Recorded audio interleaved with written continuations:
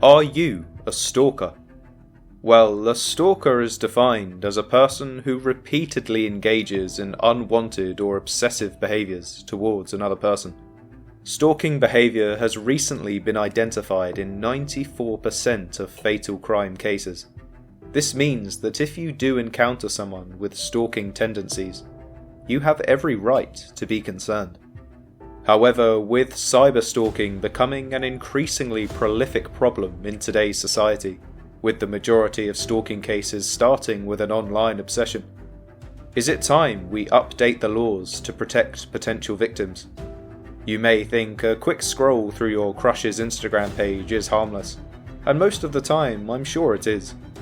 But at what point does a quick browse turn into an unhealthy obsession?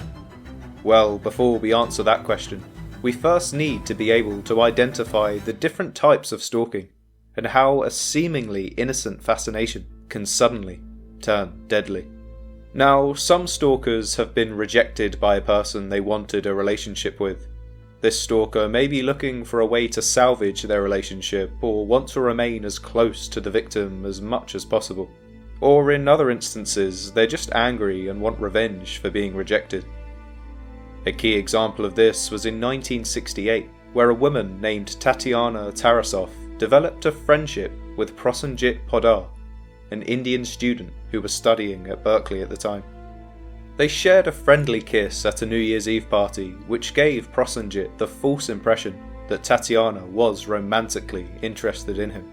However, she soon clarified that she did not want a relationship, and this rejection would soon prove too much for Prosenjit, as he would, in fact, develop an unhealthy obsession with Tatiana. Prosenjit secretly recorded their conversations and openly expressed his desire to hurt Tatiana during therapy sessions with his psychologist. His doctor believed that he was suffering from paranoid schizophrenia and informed the campus police. However, after interviewing him, the police concluded that he was not a threat and released him. A few days later, he tragically took Tatiana's life.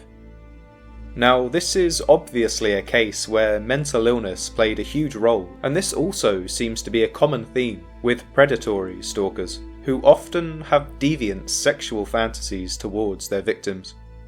This type of stalker is typically male, and their victims are usually strangers who the stalker has a sexual interest in. It can start with voyeurism, which eventually becomes a precursor to something much worse.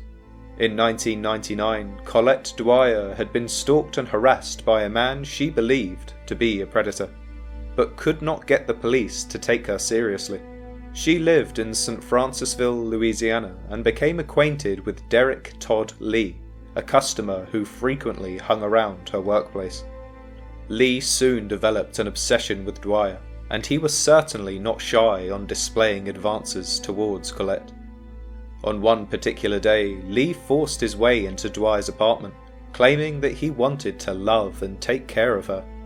He offered to take her on a date, but Collette refused his offer, a decision which may have saved her life. Lee was later charged with stalking and received probation, but soon went to prison for another unrelated crime. 2 years later, however, Lee was released and immediately started stalking Collette Dwyer again. It wasn't long before she then heard a rumour about Derrick Todd Lee, that he was in fact responsible for a predatory crime against a Baton Rouge woman named Charlotte Murray Pace. Collette notified the police again, who investigated Lee but didn't bother to take his DNA, because they were convinced the perpetrator was somebody of a different race. Dwyer again contacted police after she heard about a woman named Pam Kinnemore, whose life was cruelly taken.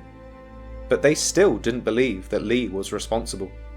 And it wasn't until May 2003 that Lee was finally questioned for the assault of another woman and had his DNA taken. This DNA wound up linking him to a total of 7 women, and he was sentenced to death for his crimes. Luckily, Collette Dwyer survived the ordeal. But the heartbreaking moral of this case is that if the police had taken her statements more seriously, they could have saved the lives of many more women. Another type of stalker which deserves its own category is the incompetent or mentally disabled. These kinds of stalkers are typically unable to maintain relationships. They're usually lonely and target strangers or casual acquaintances. They assume they can convince the object of their desire to start dating them, and can often seem blind or indifferent to the suffering they inflict on their victims.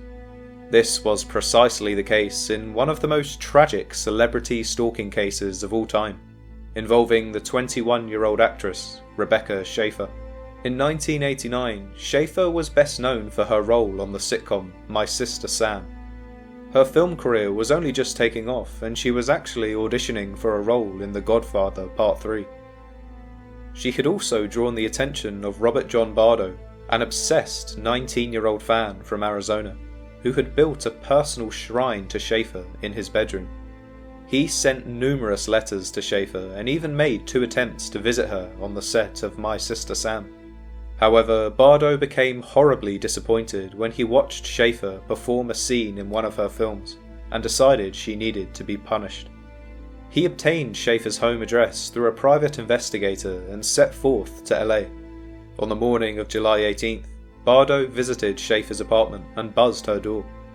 When Bardo told Schaeffer he was her biggest fan, she politely asked him to leave, but shortly afterward, Bardo buzzed Schaeffer again, and this time when she answered, he brutally ended her life. He then returned to Arizona but was quickly arrested after tipping off his sister about what he had done. He wound up being charged and received a life sentence for his crime.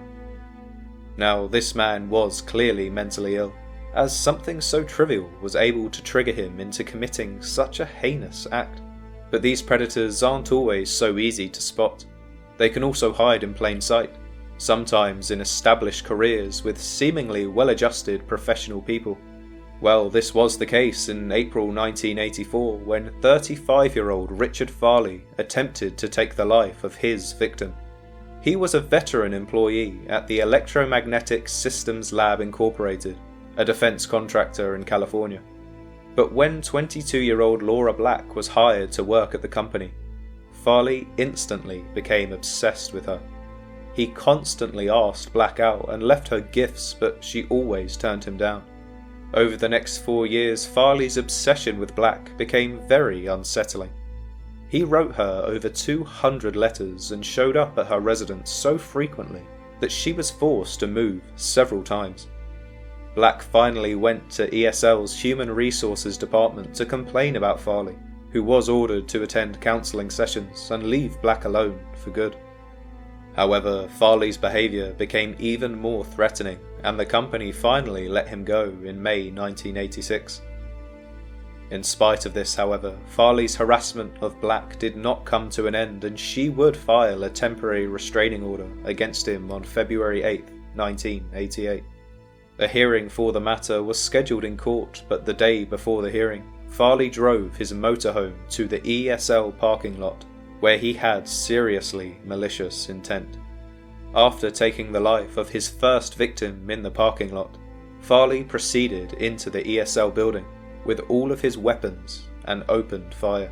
He shot several employees before arriving at Black's office, shooting her twice. Farley then engaged the police in a 5-hour standoff before he decided to finally surrender. While Black fortunately survived, a total of 7 employees lost their lives that day, and 3 more were wounded. Farley was found guilty and currently sits on death row at San Quentin. Another common type of stalker is born when some people feel like they've been mistreated in some way. These stalkers often have some form of mental illness as well, experiencing feelings of paranoia or persecution, but they can be very self-righteous and self-pitying. Stalking the victim can be a way to get revenge for their perceived mistreatment. They feel like they have a certain amount of power over the victim as they stalk them. Well, the perfect example of a resentful stalker would have to be Ming Shiue, a Taiwanese native who developed an incredibly unhealthy obsession with his 9th grade algebra teacher. His story involves several monstrous crimes, including stalking, kidnapping, and other things I'd rather not mention. But unfortunately, I'm gonna have to stop this video here, as there was just too much content for one video. Not to worry though, I will be bringing out a part 2 on Saturday, so make sure to subscribe so you don't miss it.